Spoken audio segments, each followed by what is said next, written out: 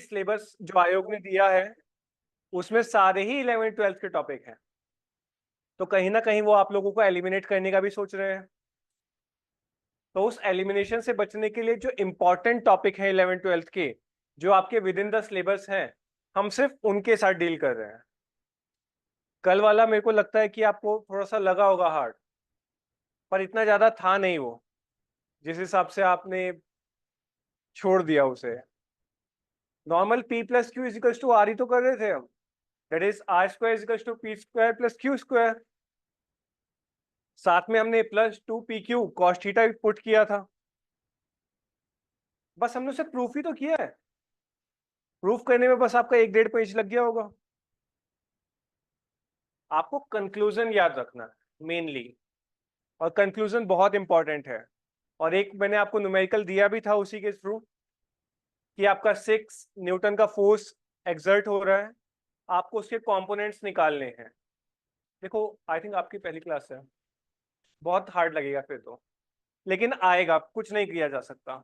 Elimination से बचना है और रिजल्ट लाना है, पढ़ना तो पड़ेगा फिर। I think uniform circular motion में लिखवा चुका हूं आप लोगों को, ठीक है। हेडिंग डालिए, कुछ हेडिंग डलवाई थी क्या लास्ट?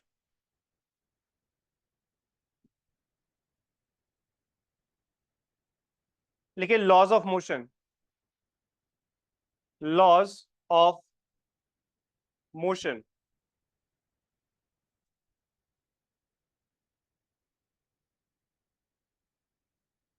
फर्स्ट टॉपिक इसमें लिखिए force. Force,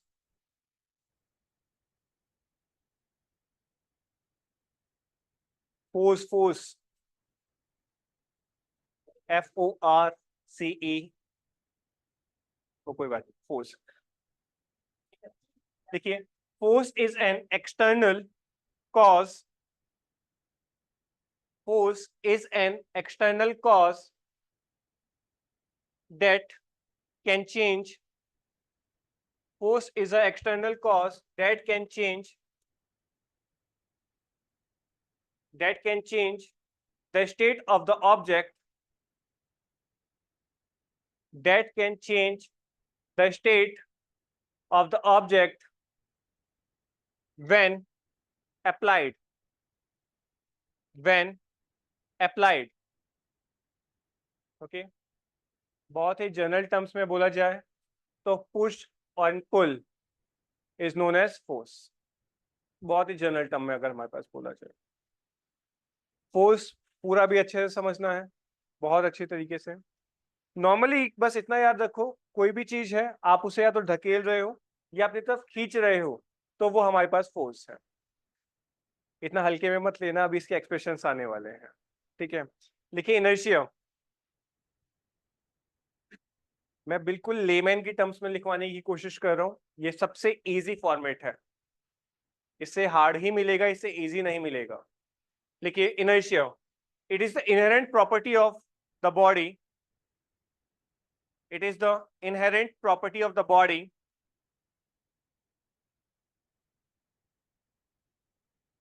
by virtue of which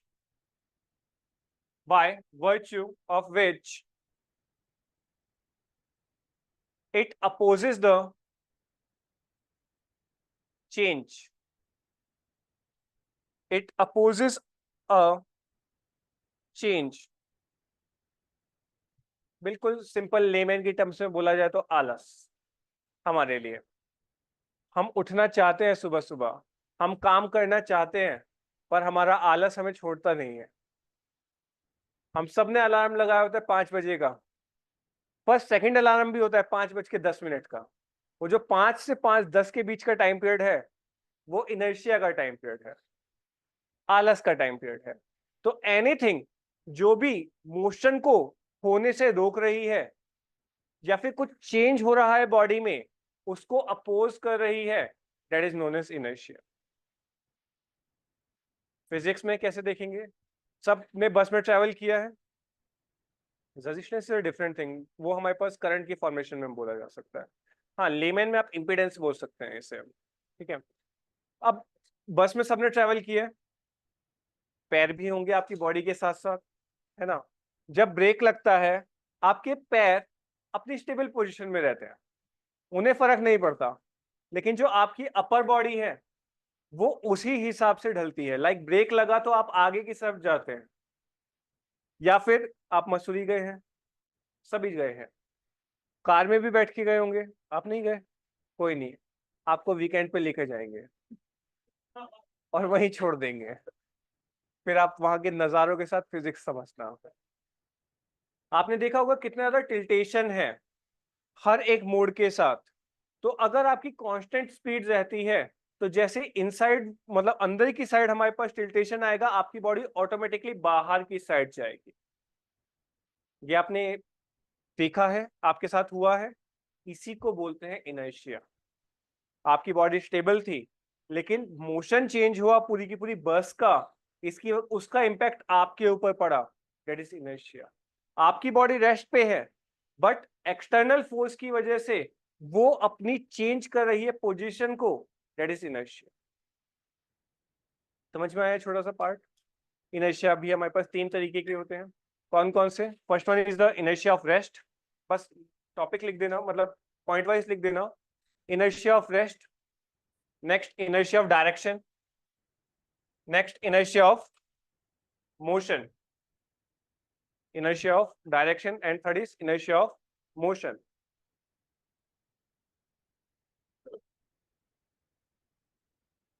ठीक है, देखो नहीं पूछा जाएगा ये, क्योंकि इतना डेप्थ में तो नहीं जाते हैं, लेकिन स्टिल जैसे मैंने बोला इनर्शिया 3 टाइप के हैं। First one is for the rest. Rest में आप पूरा बस वाला एग्जांपल लेकर चल सकते हैं या फिर लिफ्ट वाला एग्जांपल लेकर चल सकते हैं। आप जैसे ही बस में चढ़े, आपको सीट नहीं मिली अभी तक, मान के चलिए, और ड्राइवर ने गाड़ी चला दी, क्या होता है आपके साथ? आप पीछे की तरफ खिसकते हैं। आपने अपनी पोजीशन सिक्योर कर ली थी बस के अंदर घुसते ही साथ कि भैया ये रहा पोल, मैंने इसे पकड़ लिया, अब कुछ भी हो मैं हिलूंगा नहीं। ड्राइवर ने बोला ऐसे कैसे, मतलब सोचा ड्राइवर ने ऐसे कैसे, बस तो मेरी है। उसने एक्सेलरेट किया, जैसे ही एक्सेलरेट किया आपने जो स्टेबल पोजीशन पर थे, आपके ऊपर एकदम से फोर्स लगा, एक्सटर्नल फोर्स लगा, जिसने आपकी जो बॉडी जो चेंज नहीं मांग रही थी उसको जबरदस्ती चेंज दिया गया, that is the inertia of rest. ठीक है, अब आपको सीट मिल गई, कोई बेचारा उठा, आप वहां पर बैठ गए, अब आपकी बॉडी ने उस मोशन को अडेप्ट कर लिया।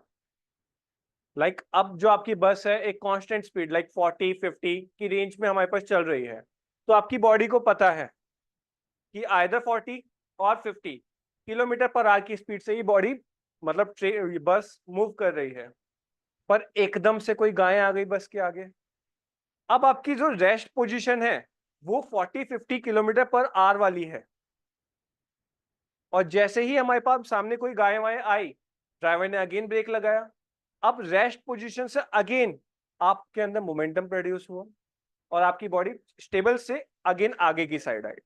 तो जब एक्सेलरेट किया गाड़ी को तो अब आपकी बॉडी पीछे की साइड गई रेस्ट पोजीशन से।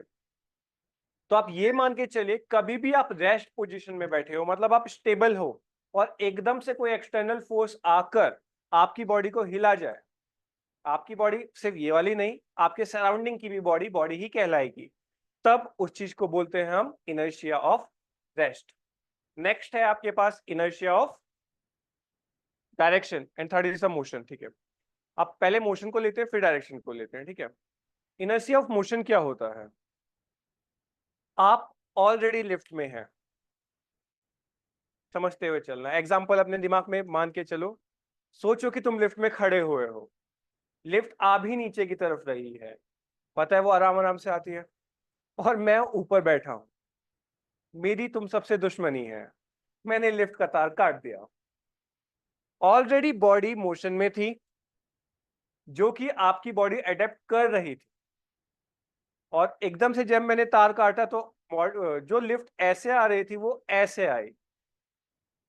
Already you are in motion और अगेन दूसरा कोई मोशन आपको हिट कर रहा है एक ज्यादा फोर्स से, तब it is known as inertia of motion. याद रहेगा?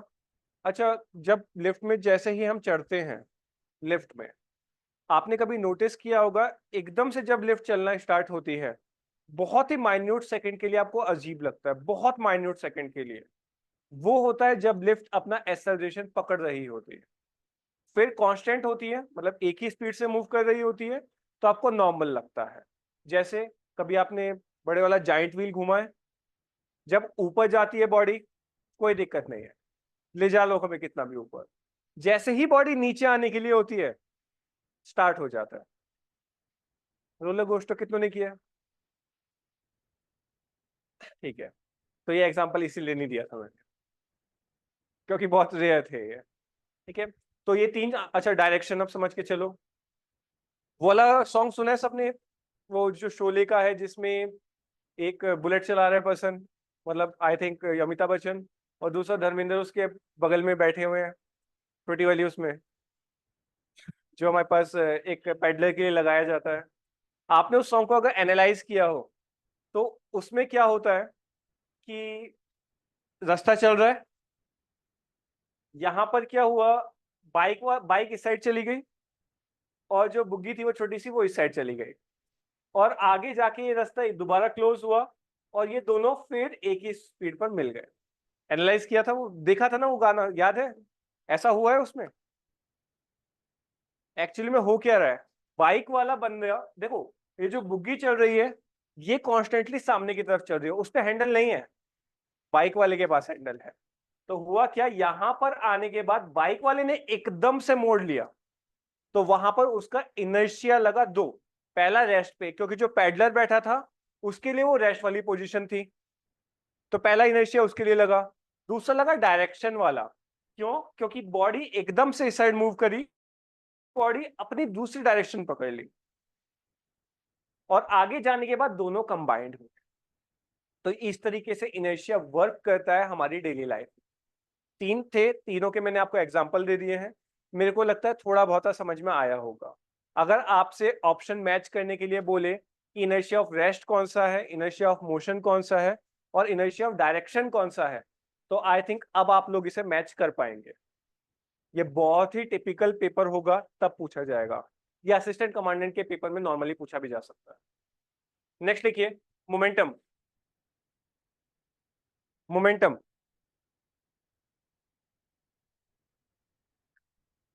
So what do mean by momentum? क्या होता है? सुना सुना सा लग रहा होगा साइंस वालों, जिसपे इनर्शिया ना आए। अच्छा बेटा, इनर्शिया तो हर जगह होता है, मैं तुम्हें मारूंगा तुम रोकने की कोशिश करोगे, वो इनर्शिया है तुम्हारा, और ये मोशन है, तो वो मोमेंटम है। कोई बात नहीं, मैं मारने की कोशिश करूंगा, बट आपकी बॉडी पे आते ही साथ मेरा हाथ थोड़ा सा रेजिस्ट करेगा, अगेन दैट इज व्हाट। तो क्या इंटरनल रेजिस्टेंस को आप इनर्शिया नहीं बोलेंगे? इनर्शिया इज प्रेजेंट एवरीवेयर, और अगर इनर्शिया नहीं होगा तो शायद ये दुनिया नहीं होगी। समझ लो, इट्स समवट लाइक फ्रिक्शन, अगर फ्रिक्शन नहीं होगा तो ये दुनिया नहीं होगी। सोचो ना, आप चल रहे हो, आप चलते ही जा रहे हो, रुक ही नहीं रहे हो, तो ये किस वजह से हो पा रहा है? Friction plus inertia. ओके, हम बात कर रहे हैं मोमेंटम की। Momentum is nothing but the mass into velocity, the product of mass into velocity is known as the momentum. Inertia but बहुत ही कम वे में, बहुत ही माइन्यूट तरीके से वर्क करेगा, तो उसको हम बोलेंगे यहां पर मोमेंटम। लिखिए, the quantity of motion contained the quantity of the motion contained in a broader momentum broader momentum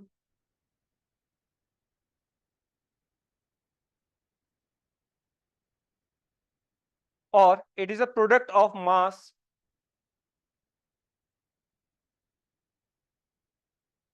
it is the product of the mass of the body and the velocity of the body and the velocity of the body and usually it is denoted by capital P, and usually it is denoted by capital P. So देखिए, जैसे मैंने अभी आपको बोला, देखते हुए चलना,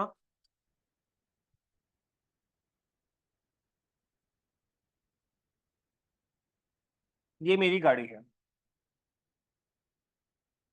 समझ रहे हो, एम्बेसडर जैसी दिख रही होगी, समझते हुए चलो। क्या चीज है? नीले रंग की है? अच्छा सर निकलेगा, छोड़ो, अब तो पक्का लग रही होगी ये ऊपर नीली बत्ती है, ठीक है। अब समझते हुए चलिए, ये कार है, इसका मास होगा कुछ ना कुछ 1000 किलो, 1200 किलो, 1400 किलो, 1500 किलो। मैंने उसे कंसिस्ट किया मास m, ये m कुछ भी हो सकता है। नाउ अब मैं ही इसमें बैठा हुआ हूं, नहीं मुझे तो ड्राइवर मिलेगा, मैं पीछे बैठ, ठीक है, मैं पीछे हूं, आगे ड्राइवर गाड़ी चला रहा है, तो ये कुछ ना कुछ वेलोसिटी से गाड़ी चला रहा है।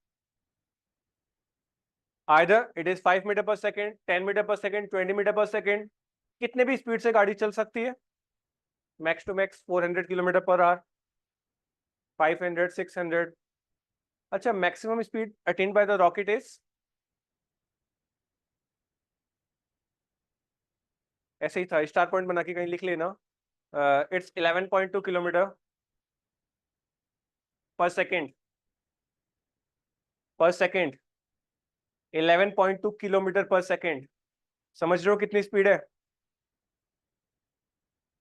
ठीक है, इसी को हम बोलते हैं एस्केप वेलोसिटी, 11.2 किलोमीटर पर second, escape velocity, and 7.9 kilometer per second, that is orbital velocity,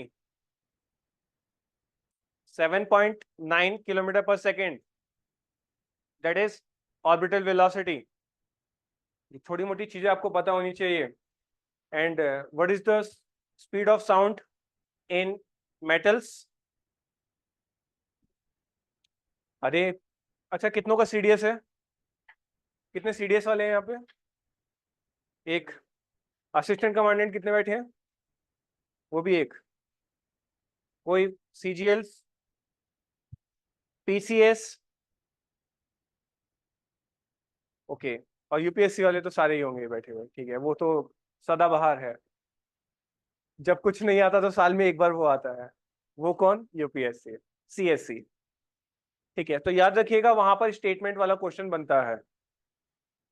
जब हम बात कर रहे हैं speed of sound in a metal, that is 5000 metre per second, 5000 metre per second, और speed of sound in water is 1500 metre per second, and speed of sound in air, ये सब star point बना के डब्बे में लिख लेना, ये एक्स्ट्रा में है अभी, दैट इज 1500 वाटर के लिए है, 1500 मीटर पर सेकेंड, ये सब कुछ सेकेंड से चल रहा है हिसाब। And last one is speed of sound in air is 330 metre per second, 330।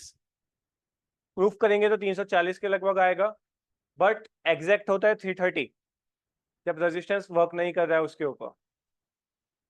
चलो बैक टू नॉर्मल, दोबारा यहां पर आओ, मोमेंटम के ऊपर किसी की कोई स्पीड रह गई हो तो पूछ सकता है।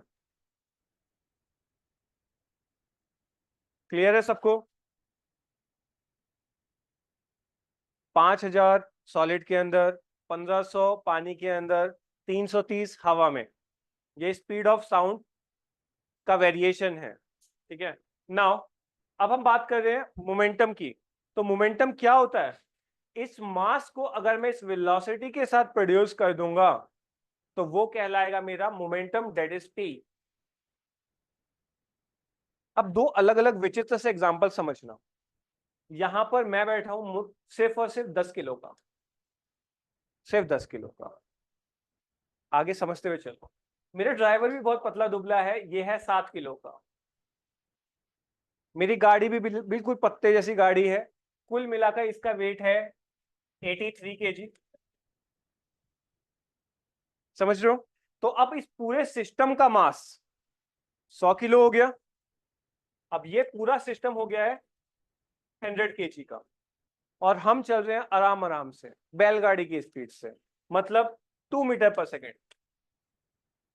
एक सेकंड में सिर्फ 2 मीटर, मतलब जैसे मैं चल ही रहा हूं यही मेरी स्पीड है इस सिस्टम की। इसके कंपैरिजन में ये भाई साहब आते हैं यहाँ पे अपनी साइकिल पे।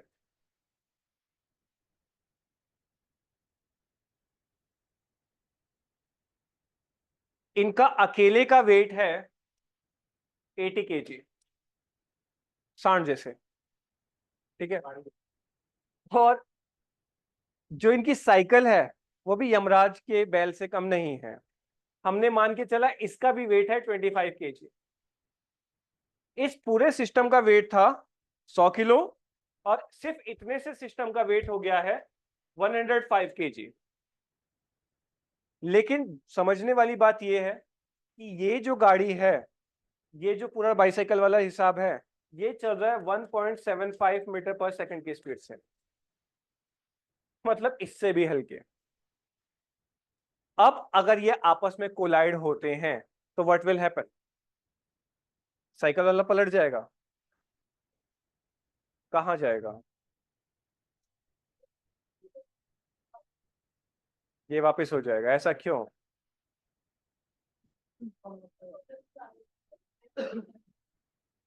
ऐसा कुछ नहीं है। देखो, मास लगभग दोनों का सेम है, अंदाजन 5 किलो का ही तो फर्क है। वेलोसिटी में कितना है? 0.25 मीटर पर सेकंड का फर्क है। बहुत ज्यादा है नहीं? क्या होगा? कोलाइड तो होगा, पर किस पे इंपैक्ट ज्यादा आएगा? साइकिल वाले पे इंपैक्ट ज्यादा आएगा। भैया गाड़ी वाले पे इंपैक्ट ज्यादा आएगा। बेचारा एक तो कम वेट का पूरा सिस्टम लेके घूम रहे हैं, ज्यादा स्पीड से मूव कर रहे थे, तो इसका मोमेंटम कितना हो गया? It's somewhat around 200। और इसका मोमेंटम कितना हो गया? 105 मल्टीप्लाई बाय 1.75। अब दोनों को कंपेयर कर दो, जिसका ज्यादा मोमेंटम है उसके ऊपर इंपैक्ट भी उसी लेवल का है। इसको मैं अभी दूसरे तरीके से समझाता हूँ, टेंशन मत लेना। बस यहां पर ये देखो कि मोमेंटम का फॉर्मूला लिख दिया मैंने, that is mass into velocity. तो कोई अब मुझे इसकी डायमेंशन और यूनिट बताने की कोशिश करेगा? पहली ही क्लास में मैंने आपको यूनिट और डायमेंशन निकालने का तरीका बताया था। तो कैसे निकलेगा देखो, दोबारा समझ लो जिसको नहीं पता। हम लेकर चल रहे हैं मोमेंटम, और मोमेंटम क्या है? मास इनटू वेलोसिटी। मास क्या फंडामेंटल क्वांटिटी है? 7 फंडामेंटल क्वांटिटीज लिखवाई थी आपको, तो mass is a fundamental quantity, so मैंने इसे लिख दिया m। बट वेलोसिटी को मैं लिख सकता हूं change of rate of displacement upon change of rate of time, that is displacement upon time. तो मैं इसे लिख दूं यहां पर इनटू डिस्प्लेसमेंट अपॉन टाइम। अब डिस्प्लेसमेंट क्या है? Displacement in the term of distance, तो ये लेंथ होगा l, अपॉन टाइम क्या है? t। तो मैं इसे लिख सकता हूं m, बिल्कुल, m l t-1 लिखा जा सकता है ये। देखो, मास के लिए मैंने m लिखा, लेंथ वेलोसिटी के लिए मैंने डिस्प्लेसमेंट अपॉन टाइम लिखा। डिस्प्लेसमेंट क्या है? लेंथ है। टाइम क्या है? t है। तो मैंने इसे m l t-1 लिख दिया। तो इसकी डायमेंशन आ गई आप लोगों के पास। अब यूनिट निकालने के लिए मास का स्टैंडर्ड यूनिट क्या होता है? लेंथ का स्टैंडर्ड यूनिट क्या होता है? टाइम का स्टैंडर्ड यूनिट? तो KG metre per second is its unit. याद रहेगा तरीका? ये पहली क्लास में ही आई थिंक मेरे को याद है, मैंने करवाया था। एक स्टार पॉइंट बना के लिखिए, मोमेंटम है देखो।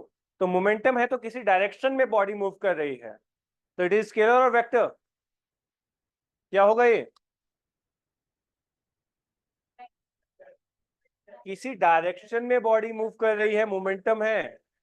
वेक्टर, कॉमन सी समझो इस चीज को कि वेलोसिटी है यहां पर, स्पीड नहीं है। स्पीड होता है कहीं भी घूमना, वेलोसिटी होता है एक पर्टिकुलर डायरेक्शन में मूव होना, तो ये it is a vector quantity.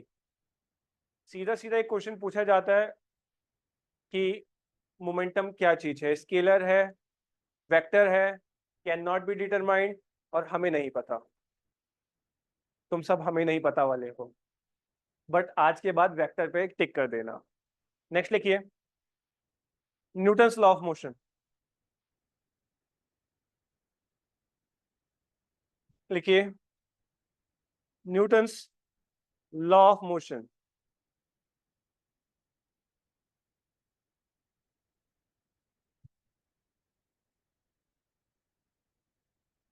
First लिखिए, फर्स्ट लॉ। फर्स्ट लॉ को क्या बोलते हैं? देखो इतना याद रखना कि कई बार ऐसा होता है कि first law, second law, third law एक साइड दे देगा और उसका नाम दूसरी साइड दे देगा। आपको ये भी मैच करने के लिए आसान है। पेपर बहुत इजी सेट होता है कई बार, लेकिन हम वो उतना इजी पढ़ के नहीं जाते हैं, हम ऊपर ऊपर से हार्ड हार्ड पढ़ के जाते हैं। लिखिए, law of inertia. Newton first law के ब्रैकेट में लिखिएगा, law of inertia.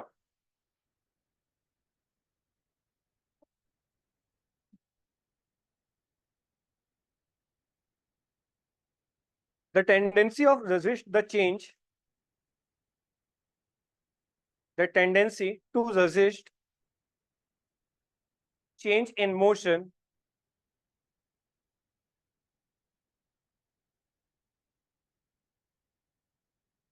resist change in motion is called inertia,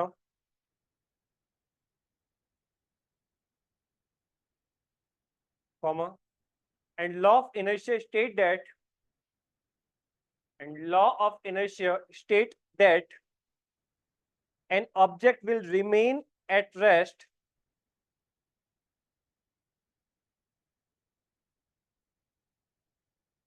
an object is remain at rest or in motion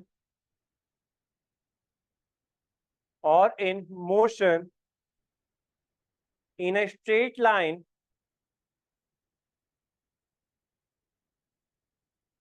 unless an external force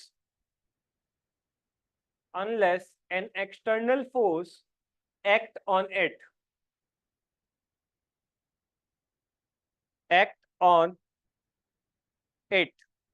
so क्या होता है ये?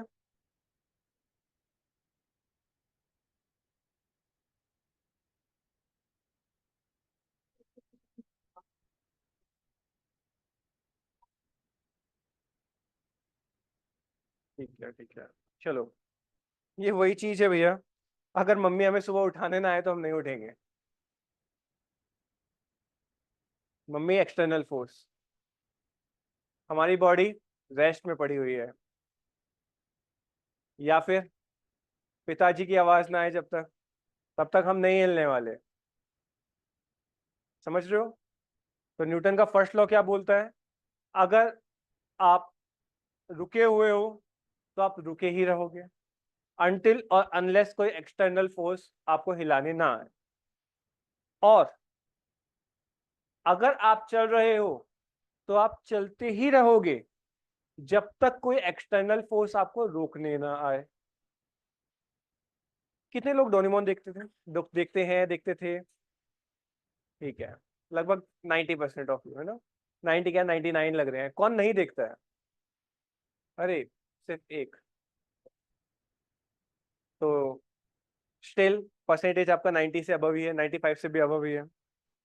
वहां पे ना डोरेमोन के पास एक गैजेट होता है, वो पूरे स्पेस पे बबल बना देता है, और वो बबल बनाने के बाद आप एक्सटीरियर जितना भी आपका नेचर है वहां से कट डाउन हो जाते हो।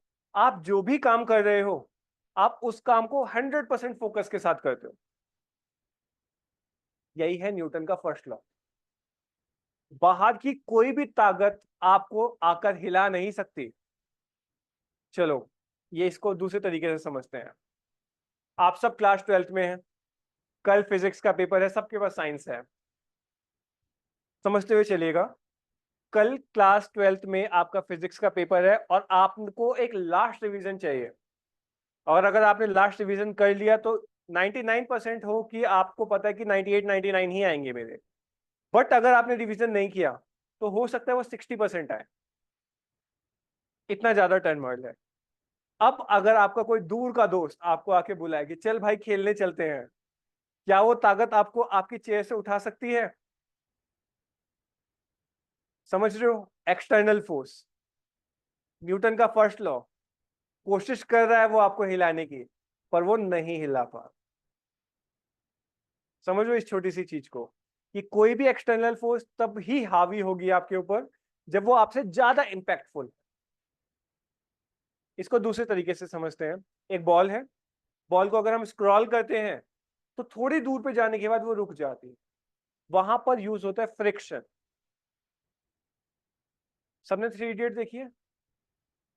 एक उसमें होता है सहस्त्र बुद्धि, हमारे प्रिंसिपल साहब, वो आते ही साथ बोलते हैं ये पेन है, इस पेन से हम स्पेस में लिख सकते हैं। बेचारा वो रेंचो खड़ा होता है और वो बोलता है भैया पेंसिल क्यों नहीं है। उस स्टार्टिंग में तो वो कुछ नहीं बोलता, बट जाते हुए वो उसका एक्सप्लेनेशन क्या देता है कि भैया जीरो ग्रेविटी में अगर पेन की निब टूट जाती है तो वो मूव करती रहेगी, वो रुकेगी नहीं, और वो हो सकता है आने वाले फ्यूचर में किसी की आंख में चली जाए। एक्सप्लेनेशन था, अगर ध्यान से सुना हो आप लोगों ने, क्या ये न्यूटन का फर्स्ट लॉ नहीं है? स्पेस में कोई हमारे पास रेजिस्टेंस नहीं एक्ट हो रहा है, कोई इंपीडेंस एक्ट नहीं हो रहा है, कोई फ्रिक्शन नहीं है, तो उस वहां पर अगर एक बार फोर्स लग गया तो वो बॉडी उसी स्पीड में घूमती चली जाएगी। समझ में आया आपको एक चीज?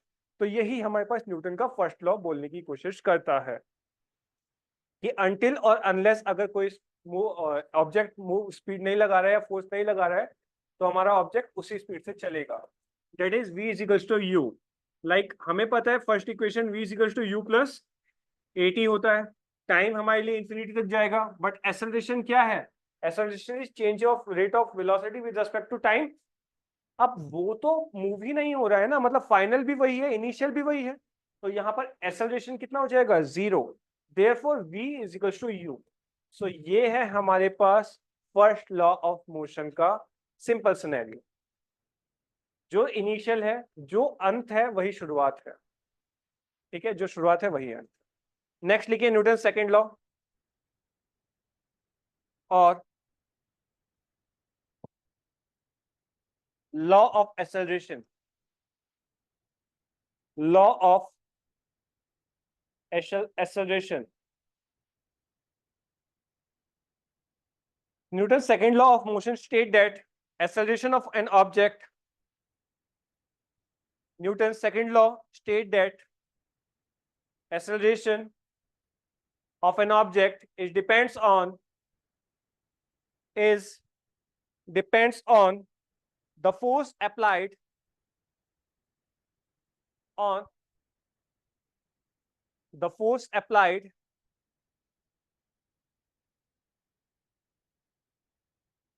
and the object's mass and the object's mass. So force is equals to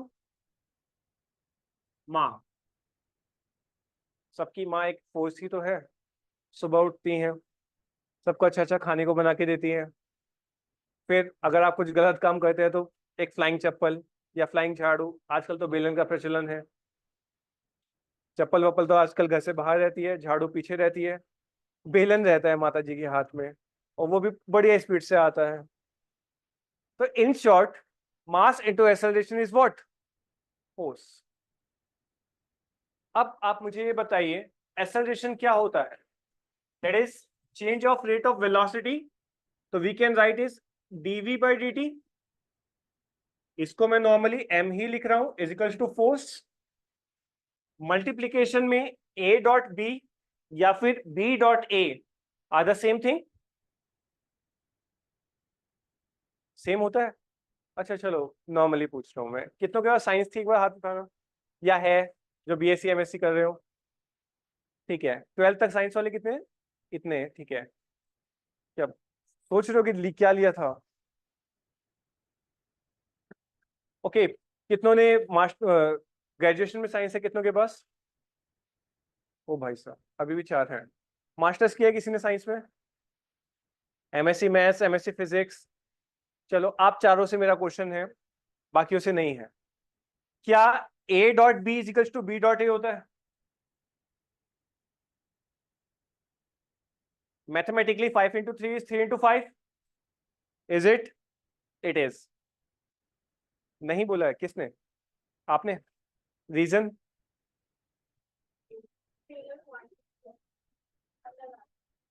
good one. सो सही उन्होंने जवाब दिया। कभी भी हम स्केलर और वेक्टर की फॉर्म में जाते हैं, स्केलर को अगर हम छोड़ देते हैं, हम वेक्टर की फॉर्म में जाते हैं। A dot B is what? A की रेस्पेक्ट में बी का मूव होना। और ए, इसको एक स्क्रू रूल के हिसाब से समझिए कि एक वॉल है, उसके अंदर आप स्क्रू टाइट कर रहे हैं, तो टाइट करते समय आपके हाथ की मूवमेंट ये है, डायरेक्शन ध्यान दीजिए अंदर की साइड जा रहा है, जबकि जब हम उस स्क्रू को बाहर निकालेंगे तब हो जाएगा बी डॉट ए, तब हमारे पास डायरेक्शन उल्टा होगा। तो A dot B is equal to minus of B dot A in vector quantities only. याद रखिएगा, मैथमेटिक्स में normally A dot B is equal to B dot A, but अगर वहां पर वेक्टर वर्ड यूज हो गया तो A dot B is equal to minus of B dot A. इसको स्क्रू रूल के हिसाब से याद रखना है। ठीक है, लिखिए सेकेंड लॉ में। अच्छा, यहां पर थे हम। तो अब यहां पर मैं इसे लिख सकता हूं normally, dv dot M upon D T is equal to force, क्या वेलोसिटी इनटू मास को मैंने अभी अभी आपको मोमेंटम बताया है, तो मैं क्या लिख सकता हूं इसे, dp by dt is equal to force. And दोनों फॉर्मूले सेम है, चाहे आप फोर्स को मां बोलो, चाहे फोर्स को आप dp बाई dt बोलो, दे बोथ आर सेम। ये चीज याद रखिएगा। कुछ न्यूमेरिकल इससे सॉल्व होते हैं, स्ट्रेट फॉरवर्ड जो होते हैं, कुछ न्यूमेरिकल इससे सॉल्व होते हैं जो स्ट्रेट फॉरवर्ड नहीं होते। ठीक है, नेक्स्ट लिखिए Newton's third law. So third law क्या है?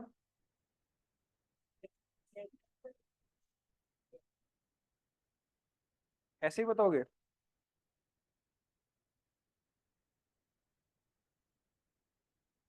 न्यूटन का थर्ड लॉ ये कुछ इस तरीके से समझो, मैं अगर किसी को यहाँ पे खड़े होके मारता हूँ, वो चुप नहीं खड़ा होगा, वो भी अपना हाथ पांव फेंकने की कोशिश करेगा। अगर आपको मेरे वर्डों से आपत्ति है तो आप सड़क पे चलते हुए किसी को छेड़ लेकर देखिए, आप जितना छेड़ोगे उससे दुगना वो आपको छेड़ेगा। यही न्यूटन का थर्ड लॉ बोलता है। Every force has equal and opposite reaction. आज की जनरेशन में थोड़ा सा अप एंड डाउन चला जाता है, आप हल्के से मारो वो घुमा के मारेगा, लाइक क्रेजी बॉल। आपने हल्के से छोड़ा, वो नीचे टप्पा खाने के बाद ऊपर चली जाती है और ज्यादा। बट न्यूटन ने इसे समझाने के लिए नॉर्मल बॉल का एग्जांपल दिया है आपको। आपके हाथ में बॉल है, आपने बॉल पे पुश किया, जैसे ही फेंका, आप बॉल वहां पे स्ट्राइक करेगा एंड उसी स्पीड से, उसी वेलोसिटी से वो बॉल आपके पास दोबारा हाथ में आ जाएगा। That is equal and opposite forces. Super position of waves जब मैं आपको बताऊंगा तो वहां पर ये न्यूटन का लॉ फेल होता है, क्लास 12th के फर्स्ट चैप्टर में। और यहाँ पर ग्रेविटेशन चैप्टर में हल्का सा आप देखेंगे सुपर पोजिशन को, वहां पर ये चीज फेल हो जाती है। ठीक है, लिखिए Newton third law state that, सभी को पता है जो स्टेट किया है, every force for every action there is equal and opposite reaction.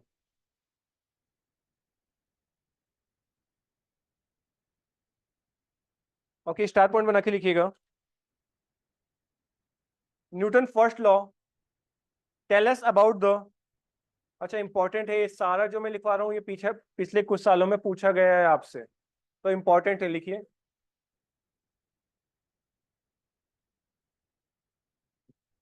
Newton's first law tell us about the addition of forces in the universe. Newton's first law tell us about the addition of forces in the universe. Next, in the universe. जैसे याद करो, अभी अभी मैंने क्या लिखा, v equals to u, v equals to u plus u dash भी हो सकता है, v plus u double dash भी हो सकता है। मतलब final velocity somewhat 50 metre per second. उसको मैं ब्रेक डाउन करके 10 10 10 10 10 भी देख सकता हूँ, मैं उसको 5 इंटू 10 के मल्टीपल में भी देख सकता हूँ, मैं उसे 1 इंटू 50 के मल्टीपल में भी देख सकता हूँ। तो जितनी भी फोर्सेस होंगी उनका सम अप एक ही होगा, that says by the Newton first law. जैसे थर्मोडायनेमिक्स पढ़ा है थोड़ा बहुत, सुना है थर्मो के बारे में। थर्मोडायनेमिक्स का एक कॉन्सेप्ट है ओपन सिस्टम और क्लोज सिस्टम। मतलब कोई भी चीज बनाई नहीं जा सकती और किसी भी चीज को तोड़ा नहीं जा सकता, डिस्ट्रॉय नहीं किया जा सकता। सोच के देखो एक सेकंड के लिए अपने दिमाग में, इस हिसाब से तो क्लाइमेट चेंज नाम का कोई कॉन्सेप्ट ही नहीं है। कार्बन बनाया नहीं जा सकता क्योंकि जितना कार्बन पहले था उतना ही रिमेन सेम होने वाला है। बट एनवायरमेंट में आपने देखा होगा कि ओशंस हो गए, फॉरेस्ट हो गए, ये कार्बन स्टोरर्स होते हैं जो बहुत बड़े अमाउंट ऑफ कार्बन को स्टोर करके बैठे हुए हैं। हम इनको रिमूव कर रहे हैं तो जो क्लाइमेट है, देखो कार्बन रिमेन सेम, कार्बन उतना ही है, डेट इज 0.03%। अच्छा पता था ये बात, 0.03%। यूपीएससी में मैच द फॉलोइंग में आया है, नाइट्रोजन कितना है, ऑक्सीजन कितना है, और कार्बन कितना है, वाटर वेपर कितना है, ये 4 गैसेस दे दी है और इधर कंपोजिशन है, आपको मैच करना था। और यूपीएससी में आया था ये 2000 के अप्रॉक्स में, और यूपीपीसीएस ने 2015 में भी दे दिया, कॉपी कैट। अच्छा लिखिए इसमें सेकंड में, Newton second law tell us about the formula, Newton second law tell us about the formula mass into acceleration, mass into acceleration. And third लिखिए, Newton's third law tell us about, Newton's third law tell us about the direction of the force, direction of the force. So अगर आपसे पूछा जाए direction के लिए कौन जिम्मेदार है, न्यूटन का थर्ड। एडिशन के लिए कौन जिम्मेदार है, न्यूटन का फर्स्ट। और नॉर्मली अगर आपसे पूछा जाए कि फोर्स कैसे निकाली जा सकती है, तो न्यूटन के सेकंड से। डायमेंशंस मैंने आपको लिखवा दिए। फोर्स का जो बेसिक एमकेएस में यूनिट होता है that is known as Newton. लिख लीजिए इन एमकेएस, एमकेएस का मतलब है metre kilogram second, it's a unit, it's a standard unit. In MKS, the unit of force is Newton.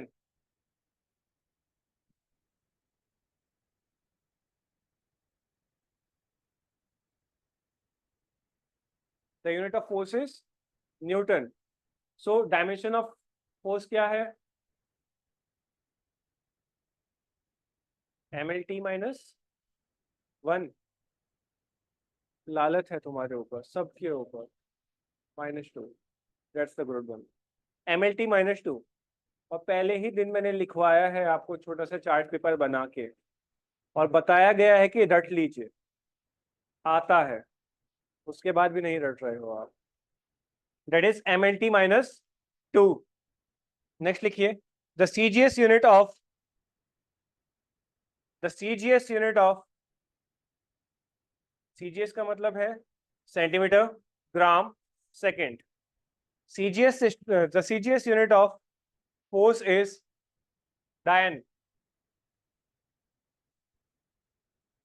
ये चुड़ैल नहीं है, ये DYNE है, डायन, ठीक है। ओके, नॉर्मली पूछ रहा हूँ मैं, नॉर्मल, बिल्कुल normal, just for fun.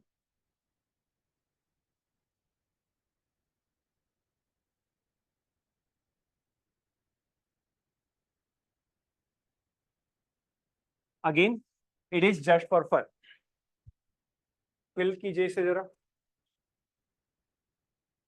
1 GF equals to dash डायन, मतलब एक गर्लफ्रेंड 100 डायनों के बराबर, 1000 डायनों के बराबर। Good one.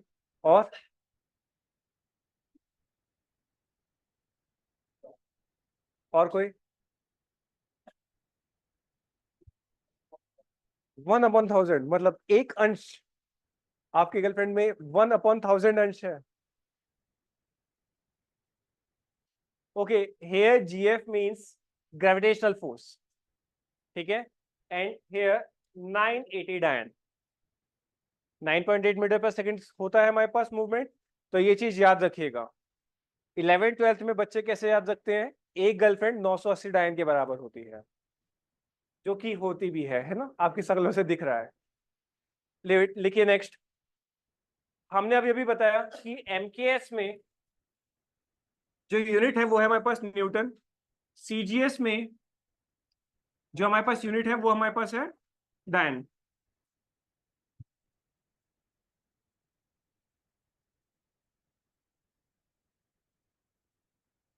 सो इन दोनों के बीच का रिलेशन क्या होता है? What is the relation between Newton and डायन?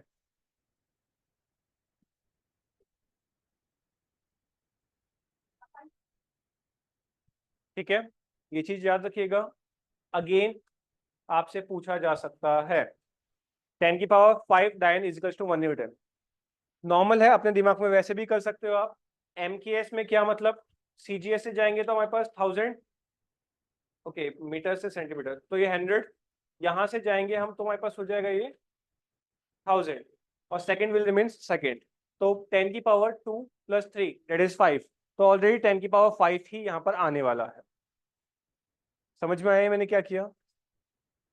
समझ में आया आप लोगों को?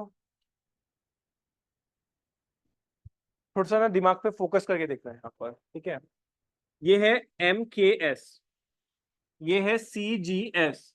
एम के एस का मतलब है मीटर, ये है सेंटीमीटर। तो 1 मीटर में कितने सेंटीमीटर होते हैं? तो हम इसे लिख सकते हैं 100 सेंटीमीटर, या फिर 1 मीटर को नॉर्मली मैं लिख दूं यहाँ पे 1 की जगह पे 100 सेंटीमीटर, और यहाँ पर नॉर्मली सेंटीमीटर है तो 1 सेंटीमीटर। किलोग्राम में कितने ग्राम होते हैं? 1000। तो 1000 ग्राम्स लिख दूं मैं यहाँ पे, और इसके लिए normally 1 gram. Second, second will remain same, second दोनों के लिए ही सेम है।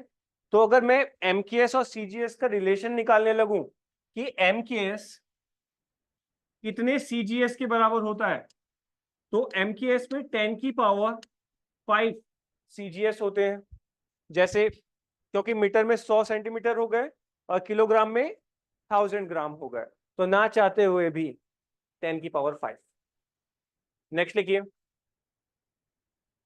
In MKS, the gravitational unit of force is, in MKS, the gravitational unit of force is,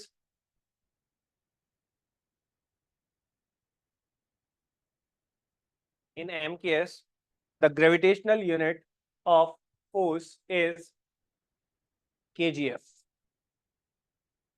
अरे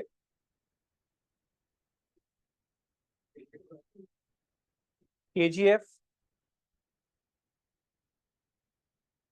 अरे kg मतलब kg, फोर्स मतलब f। इतना क्या सोच रहे हो? ये गोल्ड माइन वाला नहीं है, ये फोर्स माइन वाला है। अब ये फोर्स निकालेगा कितना? 9.8 न्यूटन। उस वाले केजीएफ में गोल्ड निकलता था, हमारे वाले केजीएफ में न्यूटन निकलता है, वो भी 9.8 के टर्म्स में। डब्बे में बंद कर लीजिएगा। अब ये वाला रिलेशन भी लिख देना जो मैंने यहाँ बताया था आपको। ये एक गर्लफ्रेंड 980 डायन के बराबर होती है। हेडिंग डालिए।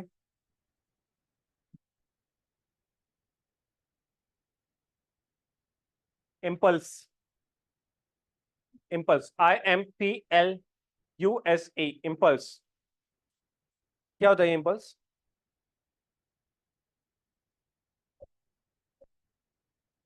बिल्कुल बिल्कुल, बोलो बोलो, आगे बोलो। फोर्स के आगे?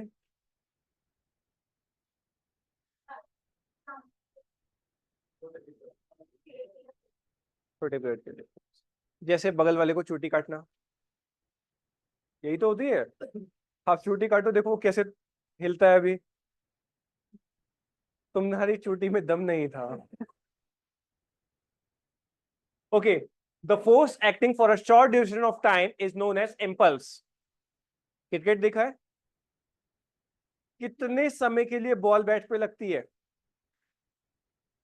बहुत ही माइन्यूट टाइम के लिए, और वो 11 प्लेयर यूं ही खड़े रहते हैं, दो एम्पायर भी साथ में, और दो बैट्समैन। चलो बैट्समैन तो फिर भी स्ट्राइक कर रहा है, वो दूसरी साइड वाला भी यूं ही खड़ा रहता है।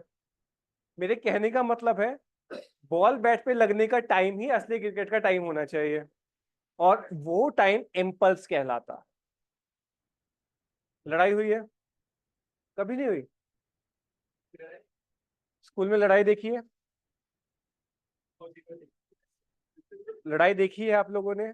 एक्चुअली में उसमें क्या होता है, पहले तो तू मैं होती रहती है, बट फिर एक उड़ता हुआ हाथ आता है और किसी के चेहरे, सर, बॉडी पे स्ट्राइक करता है, और फिर वो बंदा भाग जाता है। होता है ये कई बार। तो जो बॉडी के ऊपर हाथ स्ट्राइक हुआ for a short duration of time, that is impulse. और उस इम्पल्स का मैग्नीट्यूड बहुत बहुत बहुत ज्यादा होगा। सो नॉर्मली हम बोल सकते हैं impulse is what? Impulse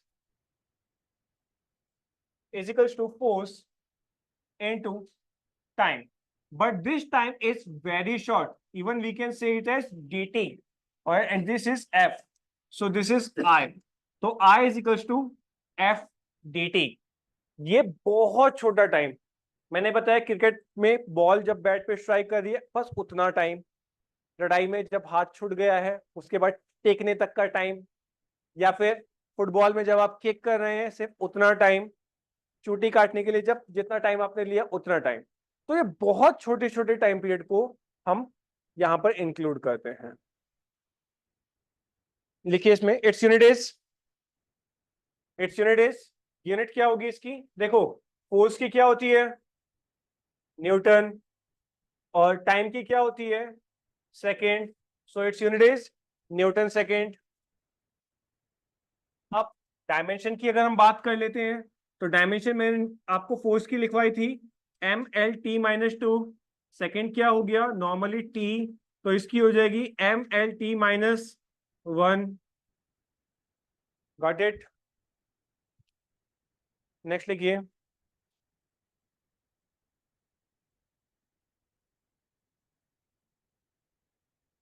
state and proof principle of conservation of momentum. State and proof. अच्छा, अगर इसमें फोटो वोटो बनाना चाहो ना तो वो बैट बॉल की बॉल वो फोटो बना सकते हो। शो डेट। चलो, state and proof, state and proof principle of conservation of momentum. क्या होता है ये?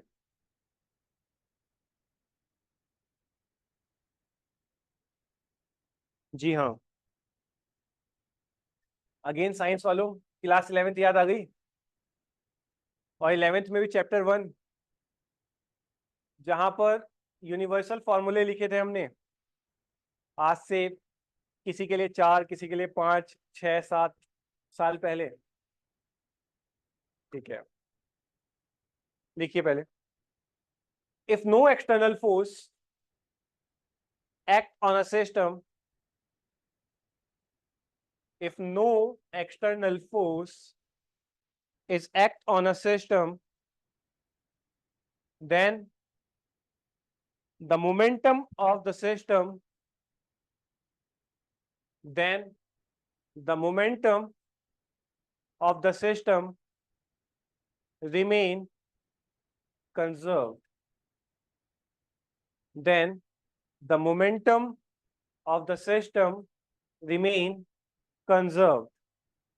यही है law of conservation of momentum.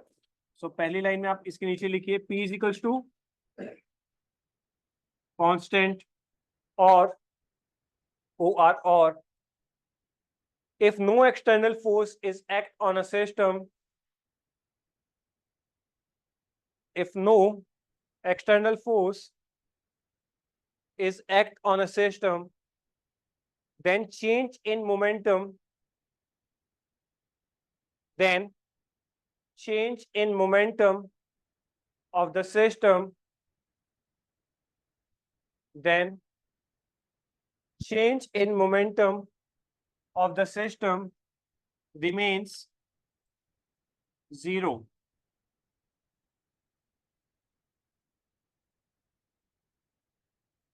इसके नीचे वाला वर्ड लिखिए dp2 minus dp1 is equals to delta p is equals to 0. Next लिखिए इसी के अंदर, और देखो तीन अलग अलग फॉर्मूले, मतलब तीन अलग अलग तरीके से मैं आपको बता रहा हूं. If no external force act on a system, if no external force act on a system,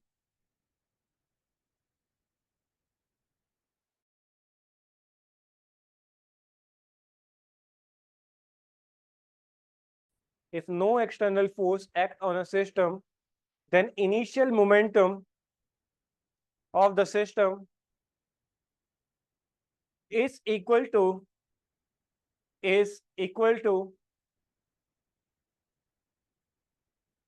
final momentum of the system, is equals to final momentum of the system.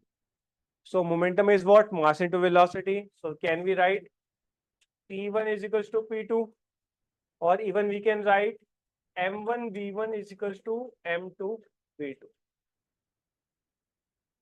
इसी के नीचे ये लिखिएगा, ठीक है. सो प्रूफ कर लें इसे.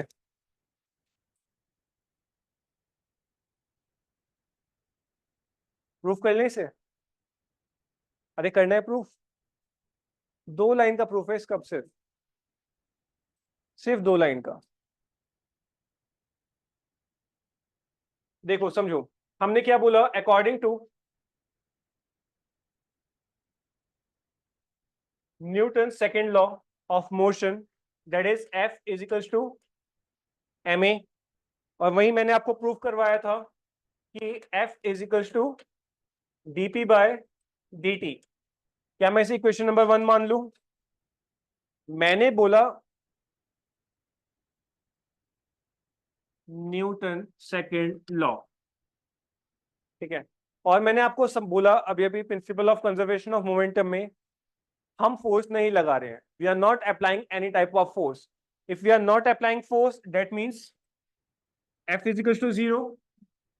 सो इक्वेशन नंबर सेकेंड पुट कर दो तो हमारे पास आ जाएगा dp by dt is equal to 0, और even we can say dp is equal to 0, क्योंकि क्रॉस मल्टीप्लीकेशन में क्या होगा? dt उस साइड जाके 0 हो जाएगा. क्या आपका ये वाला पार्ट प्रूफ हो गया? That is dp is equal to 0. अब अगर मेरे पास dp इज इक्वल टू 0 है, देखो dp is what? Small quantity. Delta मैंने आपको पहले दिन ही बताया था. कोई किसी के भी आगे अगर आपको ये देखने के लिए मिल जाए, या फिर ये देखने के लिए मिल जाए, या फिर d बाय dt देखने के लिए मिल जाए, तो ये तीनों चीजें जिसके भी आगे आ जाएं, वो क्वांटिटी बहुत ही ज्यादा स्मॉल है. अब इसके आगे हमारे पास देखने के लिए d मिल रहा है, मतलब ये भी क्वांटिटी बहुत ज्यादा स्मॉल है. अब हमें इसे बढ़ाना पड़ेगा मोमेंटम के लिए, तो we have to integrate it. जैसे ही मैं इसे इंटीग्रेट करूंगा तो मैं लिखूंगा, देखो इंटीग्रेटिंग बोथ साइड, IBS. इसे ईश्वर भगवान सिंह मत मान लेना. तो इंटीग्रेशन का साइन होता है सांप जैसा, dp इज इक्वल टू 0. याद रखिएगा किसी भी कांस्टेंट टर्म का इंटीग्रेशन कांस्टेंट होता है, और इवन 0 का भी इंटीग्रेशन कांस्टेंट होता है. तो dp का इंटीग्रेशन p हुआ और 0 का इंटीग्रेशन हमारे पास कांस्टेंट हुआ. तो अगेन आपका फर्स्ट पार्ट भी यहाँ पर प्रूफ हो गया, सेकंड पार्ट तो आपका यहीं पे प्रूफ हो गया, और थर्ड के लिए भी हम आगे करने वाले. डन. 2 ही लाइन का था आई थिंक. पहले आपको MA पता होना चाहिए, हमने फोर्स नहीं लगाया और इंटीग्रेट करते. किसी को कोई डाउट? कोई डाउट? पक्का? चलो लिखिए, what is recalling of gun? Recalling of gun, recalling, recalling, RECOILING, recalling. Okay, do one thing मेरी सहूलियत के लिए, अपने अपने हाथों में जरा गन बनाना। अरे गन, गन जो चलाते नहीं वाली गन बनाओ, एक सेकेंड। थोड़ा सा ऊपर बनाना है सो डेट कि मैं देख सकूं आपकी गने। बहुत अच्छी अच्छी गन है, दिख रही है। अरे अभी शिकार पे चलेंगे, अच्छी अच्छी गन बनाओ। अब जिसको मैं बोलूं वही गन चलाएगा, ठीक है? समझ रहे हो? तो मैम आप अपनी गन चलाना, एक सेकेंड। बढ़िया, गुड वन। सीरियसली आप चलाओ अपनी गन, एक सेकेंड। ठीक है, बढ़िया, अच्छी चल रही है, आप चलो एक सेकेंड। बढ़िया। क्या आपने नोटिस किया, यहां देखो, क्या आपने एक चीज नोटिस करी कि ये नॉर्मल गन है हमारे पास, बट जब मैंने बोला चलाओ, सबने ये किया। ये क्यों नहीं किया? क्योंकि हमने मूवीज में यही देखा है कि जब ऐसे होगा तो ऐसे हाथ होगा। अब यही चीज है कि जब भी बॉडी, देखो समझना, अब गन की जो बैकवर्ड पुश फोर्स था, that is known as recoiling. जो देखो हुआ क्या है, now it is a system, system of what? Gun plus bullet. अब जैसे बुलेट आगे की तरफ फायर हुआ, जिस स्पीड से, जिस मोमेंटम से, स्पीड नहीं, जिस मोमेंटम से बुलेट आगे की तरफ फायर हुआ, उसी मोमेंटम से हमारी जो बाकी बचती हुई गन है वो पीछे की तरफ फायर हुई। और ये जो पीछे हुआ, इसी को हम बोलते हैं रिकॉलिंग वेलोसिटी ऑफ गन। और सबने यही किया। आगे तो कुछ नहीं निकला, लेकिन पीछे से निकल गया। समझ रहे हैं आप? तो लिखिए, when a bullet is fired from the gun, when the bullet is fired from the gun, it exerts the force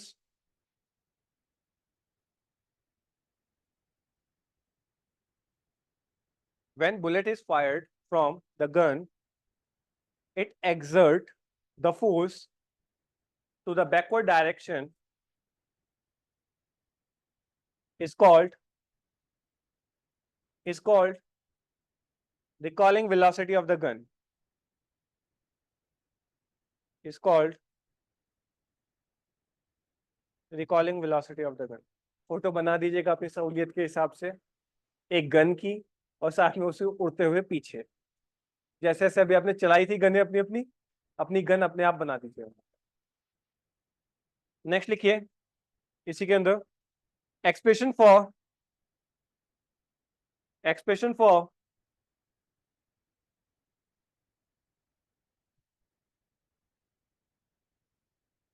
recalling velocity of the gun।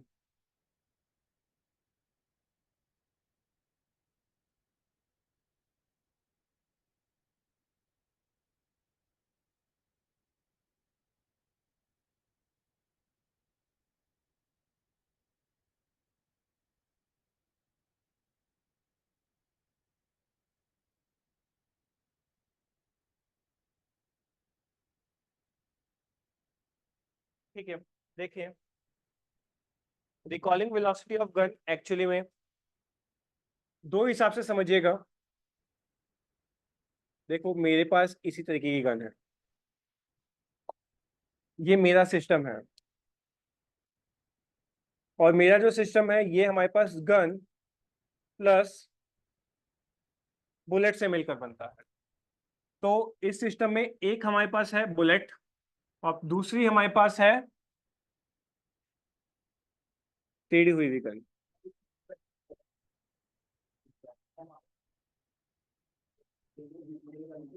ठीक है, अब देखो समझते हुए चलेगा, जो सिस्टम है उसमें हमारे पास है mv, that is mass into velocity. और जो हमारे पास दूसरी ये बुलेट है, इसका मास है m1, ये अपनी v1 वेलोसिटी से मूव कर रही है। इसका मास है हमारे पास m2, ये v2 वेलोसिटी से मूव कर रही है।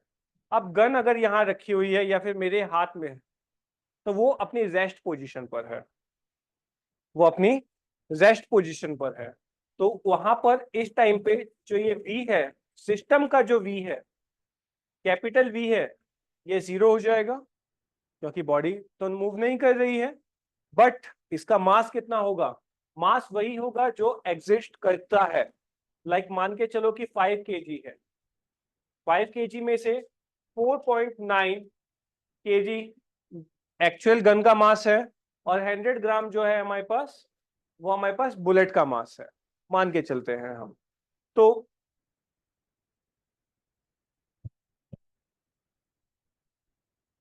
अब देखिए यहां पर क्या हो रहा है। According to principle of conservation of momentum, momentum remain conserve, momentum conserve होना चाहिए। इसका मतलब है कि momentum before collision is equals to momentum after collision, यही होना चाहिए। Momentum before collision is momentum of a system, system का मोमेंटम कितना है? mv। अब मोमेंटम आफ्टर कोलिजन दो हिस्सों में बढ़ गया, एक है हमारे पास बुलेट का, दूसरा है हमारे पास गन का। अब बुलेट के लिए मेरे पास क्या है? m1v1 प्लस गन के लिए क्या है? अब मैंने बोला बॉडी तो रेस्ट पे थी, तो ये तो हमारे पास क्या हो गया? 0। अब 0 के साथ कुछ भी मल्टीप्लाई होगा 0, तो 0 is equals to m1v1 is equals to m2v2। हमें क्या निकालना है? गन किस स्पीड से पीछे जा रही है, मतलब we have to find v2। तो बाकी सबको एक साइड फेंक दे, तो ये हो जाएगा हमारे पास m2v2 is equals to minus of m1v1, और v2 is equals to minus of m1v1 upon m2। So this is the recoiling velocity of the gun. As you know कि velocity कभी नेगेटिव में नहीं आती है, या आ सकती है? आओ, डिस्टेंस ही नेगेटिव में नहीं आता है। तो अब यहां पर समझते हुए चलिए, तो ये जो माइनस साइन है, ये आपको डिनोट कर रहा है कि हमारी जो गन है वो बैकवर्ड डायरेक्शन में मूव हुई है। तो माइनस के ऊपर गोला लगाना और लिख देना मूव्स बैकवर्ड। हो गया? चेप दिया? क्वेश्चन लिख लिए? टाइम भी 10 मिनट बचे हैं, तो क्वेश्चन हो जाए थोड़े बहुत है।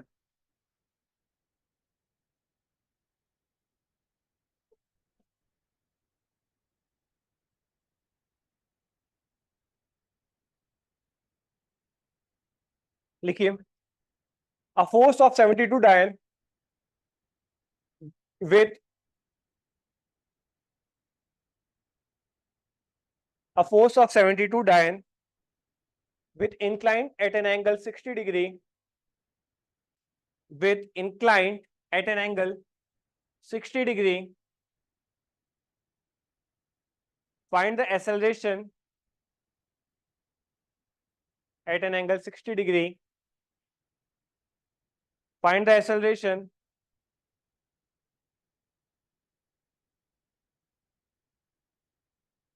when the mass of the object is 9 gram,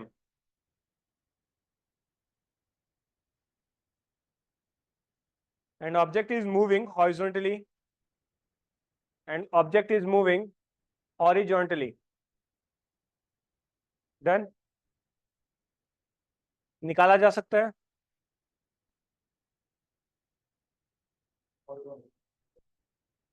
निकाला जा सकता है? क्या क्या गिवन है आप लोगों को? सबसे पहले आपको फोर्स गिवन है, that is F is equal to 72 dyne. Next आपको एंगल गिवन है, एंगल कितना है? 60 डिग्री। अब आपको बोला है हॉरिजॉन्टल है, तो आप लिख सकते हैं यहां पर हॉरिजॉन्टल का मतलब रिजोल्यूशन ऑफ वेक्टर निकालेंगे, तो F is equal to F cos theta. F है 72, कॉस थीटा लग जाएगा यहाँ पर 1/2, तो फोर्स आपके पास निकल आएगी 36 न्यूटन, 36 डायन। समझ में आ रहा है? नहीं आ रहा? कोई बात नहीं, ठीक है।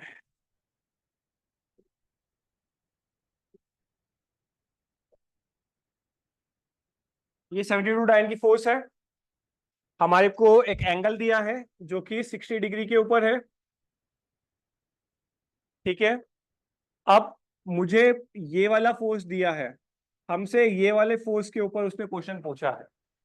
तो हम पहले क्या करेंगे, F X is equals to F cos theta. तो ये आ जाएगा, एफ की वैल्यू है 72 और cos 60 degree, 72 into 1/2 is equals to 36। जब कटिंग हुई हमारे पास 36 डायन, ये आ गया हमारे पास फोर्स, फोर्स आया 36 डायन। नेक्स्ट उसने हमसे पूछा एक्सेलरेशन कितना है, हमें निकालना है ए। क्या हमारे पास न्यूटन सेकंड लॉ के हिसाब से F is equal to M A होता है, तो A is equal to F upon M हो जाएगा। F कितना है 36 और M कितना है 4 मीटर पर सेकंड स्क्वायर। क्या ये हार्ड है? हाँ ये हार्ड है। अगर ये नहीं पता तो कुछ नहीं कर सकते आप लोग। अगर आपको बिना बताए आंसर पूछ लेता तो आपका आंसर शायद 8 आता।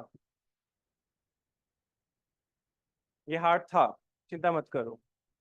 नेक्स्ट लिखिए, अब इसी क्वेश्चन के ऊपर एक और क्वेश्चन हो जाए, ऐसा सही सेम नहीं है अभी भी। देखो पहला दिन है, फिजिक्स है, कम से कम आप बैठे तो हो। अगर मेरे से कोई पूछता, मतलब अगर मेरे को साइंस नहीं होती मेरे पास, तो कंपटीशन के लिए नहीं पढ़ना होता, तो मेरे को नहीं लगता कि मैं 2 मिनट से ज्यादा पढ़ पाता इस चीज को। लेकिन ये मेरा फील्ड ऑफ इंटरेस्ट भी है, मैंने मास्टर्स किया है गलती से, 2 साल गलती से निकल गए, और वो भी अच्छी परसेंटेज के साथ। देखिए, a force of 36 Newton is inclined at an angle 60 degree. A force 36 Newton is inclined at an angle 60 degree with horizontal. Find the acceleration inclined at an angle 60 degree with horizontal. Find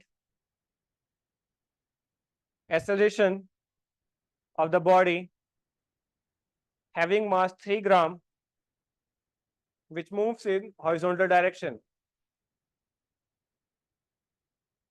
कुछ नहीं, कहाँ पर? Acceleration of body having mass 3 grams which moves in horizontal direction हो जाएगा। चलो अब आपके patience को चेक किया जाए।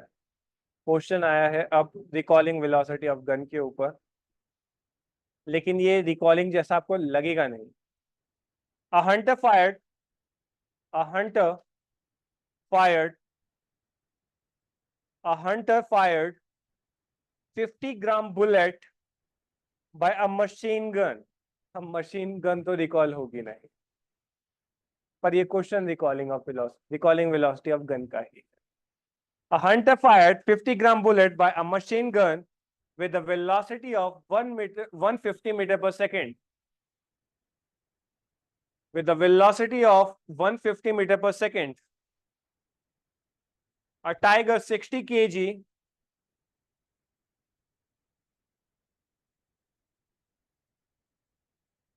a tiger 60 kg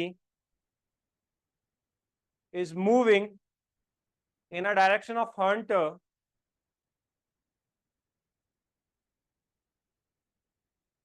a tiger 60 kg moving in a direction of hunter with a speed of 10 meter per second with a speed of 10 meter per second. So how many bullets must the hunter fired? So how many bullets must the hunter fired in order to stop the tiger?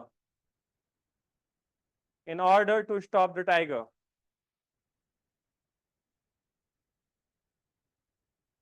बढ़िया।